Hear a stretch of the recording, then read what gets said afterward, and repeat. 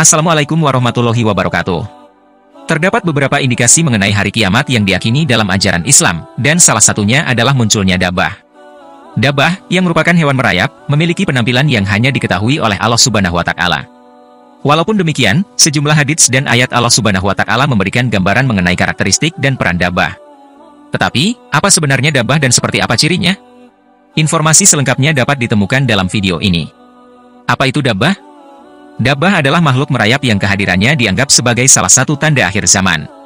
Pernyataan ini telah diuraikan oleh Allah Subhanahu wa Ta'ala dalam ayat 82 surat An-Naml, dan apabila perkataan telah jatuh atas mereka, kami keluarkan sejenis binatang melata dari bumi yang akan mengatakan kepada mereka, bahwa sesungguhnya manusia dahulu tidak yakin kepada ayat-ayat kami. Hewan merayap yang disebutkan dalam surat tersebut merujuk pada dabah.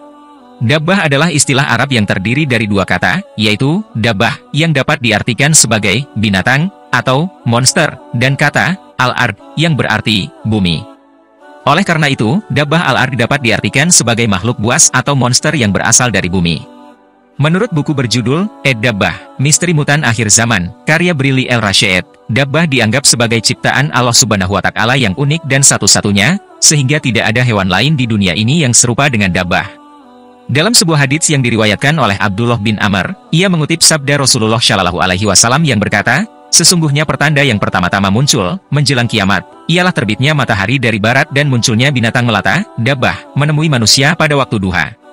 Mana saja dari keduanya yang lebih dulu terjadi, maka tidak lama sesudah itu yang lainnya pun segera terjadi.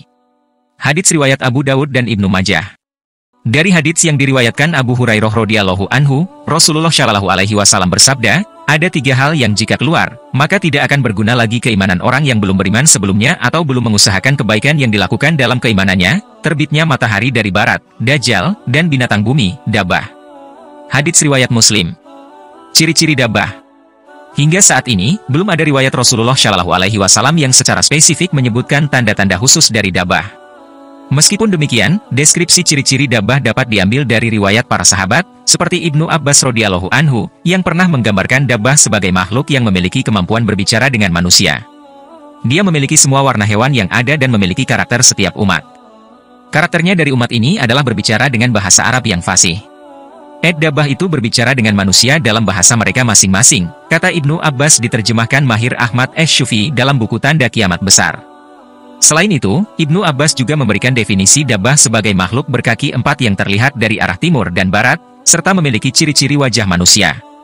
Ibnu Abbas menjelaskan bahwa dabah memiliki leher panjang yang terlihat dari arah timur dan barat, dengan wajah yang menyerupai manusia dan paruh yang mirip paruh burung.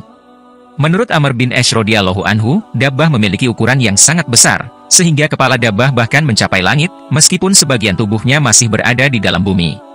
Ibnu Umar radhiyallahu anhu menambahkan bahwa saat dabah berlari, kecepatannya setara dengan kuda yang berlari selama 3 hari, padahal hanya sepertiga bagian tubuhnya yang telah muncul dari permukaan bumi.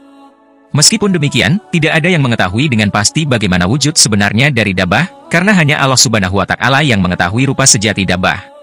Tugas dabah di bumi. Kehadiran dabah di dunia tidak hanya sekadar kemunculan, tetapi juga membawa tanggung jawab yang telah ditentukan oleh Allah Subhanahu wa Ta'ala. Dari Abu Hurairah radhiyallahu anhu, Nabi Muhammad Shallallahu Alaihi Wasallam bersabda, seekor binatang akan keluar dengan membawa tongkat Musa dan cincin Sulaiman alaihissalam, lalu dia akan memberikan tanda, cap sebagai tanda pengenal, kepada seorang kafir Affan, salah seorang perawi hadis, berkata, pada hidung seorang kafir dengan cincin, dan menjadikan bercahaya serta memutihkan wajah. Seorang mukmin dengan tongkat sehingga orang-orang yang sedang berkumpul pada hidangan makanan akan saling menyeru, maka yang ini berkata, wahai mukmin. Sementara yang lain berkata, wahai kafir. Hadits riwayat Imam Ahmad dan Tirmizi. Dari hadits di atas, diketahui bahwa dabah akan memberikan tanda pada hidung manusia. Wajah orang mukmin yang telah diberi tanda akan terlihat bersinar, sedangkan wajah orang kafir akan berubah menjadi gelap. Wassalamualaikum warahmatullahi wabarakatuh.